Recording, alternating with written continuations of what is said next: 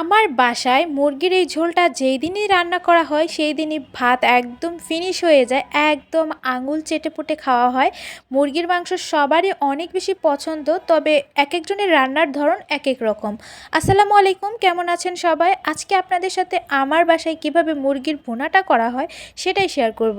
প্রথমত চুলায় একটা কড়াই বসিয়ে দিয়েছি, এখানে তেলের পরিমাণটা একটু বাড়িয়ে দিবেন। আমি যেহেতু একটু ভুনা করব, মানে ভুনা করলে আমার কাছে মনে হয় যে তেলটা যদি একটু বাড়িয়ে দেওয়া হয় তাহলে খেতে খুব ভালো হয়। এখানে থেতো করা কিছু গরম মশলা, আস্ত গরম মশলা দেওয়া হয়েছে, যেমন আদা, দারুচিনি, লবঙ্গ, এলাচ, তেজপাতা, আস্ত জিরা সব কিছু দিয়ে বেশ কিছুক্ষণ একটু নেড়েচেড়ে নেবেন।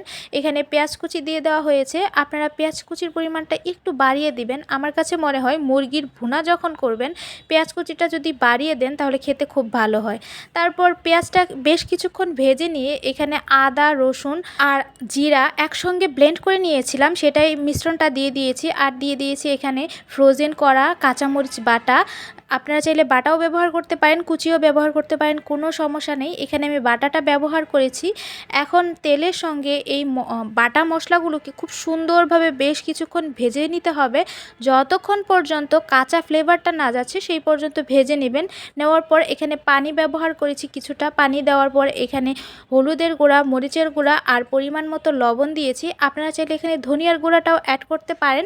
আমি যেহেতু ধনিয়ার গুঁড়া খাই না তাই আমি ব্যবহার করিনি, তবে আপনারা যদি খান অবশ্যই ধনিয়ার গুঁড়োটা ব্যবহার করবেন।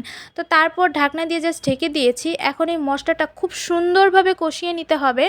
এই মশলাটা যত সুন্দরভাবে কষাবেন তরকারির টেস্টটা তত বেশি ভালো আসবে। আমার বাসায় এই মুরগির ভুনাটা যেই দিনই করা হয় সেই দিনই অনেক বেশি খাওয়া হয়, কারণ হচ্ছে মুরগি এমনিতেই অনেকের পছন্দ, তবে একটু যদি ভুনা ভুনা করে রান্না করা হয় তাহলে খেতে আরও সবাই পছন্দ করে।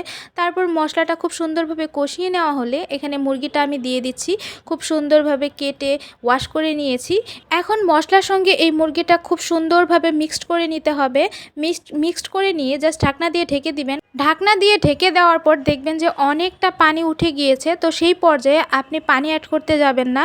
একদম ঢাকনা দিয়ে এই পানিটা না শুকানো পর্যন্ত আপনি রান্না করে নেবেন, জাস্ট কষিয়ে নেবেন। এই তো এই পর্যায়ে দেখতে পাচ্ছেন কিছুক্ষণ পর আমি দেখছি এখানে অনেকটাই পানি উঠে গিয়েছে। এখন আবারও বেশ কিছুক্ষণ আমি নেড়ে চেড়ে এই পানিটা যেই পর্যন্ত না শুকাবে সেই পর্যন্ত এটা আমি রান্না করে নিব। মুরগির মাংস যদি কষিয়ে কষিয়ে রান্না করেন তাহলে কিন্তু খেতে খুব ভালো হয়। আপনি এখানে এই পর্যায়ে যদি দেশি মুরগি ব্যবহার করেন তাহলে কিন্তু পানির পরিমাণটা আরেকটু বেশি দিতে হবে।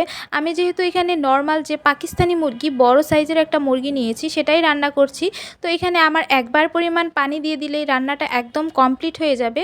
তো কষানোর পর এই পর্যায়ে আমি আমার পরিমাণ মতো আমি পানি দিয়েছি। এখন জাস্ট ঢাকনা দিয়ে ঢেকে দিব। শুধু মুরগির মাংস না, যে কোনো মাংসই যদি কষিয়ে কষিয়ে রান্না করা হয় তাহলে সেটার টেস্ট কিন্তু অনেক ভালো আসে। তো এই পর্যায়ে একটু নেড়েচেড়ে দিচ্ছি, বেশ কিছুক্ষণ একটু নেড়েচেড়ে আমার রান্নাটা একদমই রেডি হয়ে যাবে। আর আমি এখানে একটা স্কিপ করেছি, সেটা হচ্ছে এখানে গরম মশলা ভাজা জিরার গুঁড়া দিয়েছিলাম, সেই ভিডিওটা স্কিপ হয়ে গিয়েছে। আপনারা এই পর্যায়ে ভাজা জিরার গুঁড়া দিয়ে দিবেন। দিয়ে দিব। এই তো আমার তরকারির ফাইনাল লুক। তো আমার এই ভিডিওটা আপনাদের কাছে কেমন লাগলো অবশ্যই জানাবেন। সবাই অনেক ভালো থাকবেন, সুস্থ থাকবেন। আজ এই পর্যন্ত, আল্লাহ হাফেজ।